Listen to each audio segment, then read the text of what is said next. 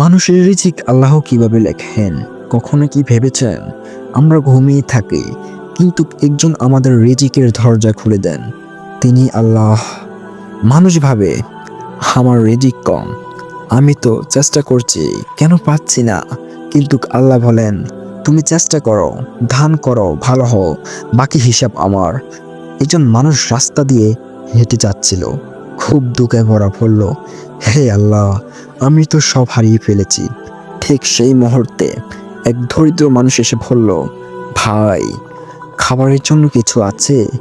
সেই নিজের শেষ রুটিটাও সেই মানুষটাকে দিয়ে দেয়।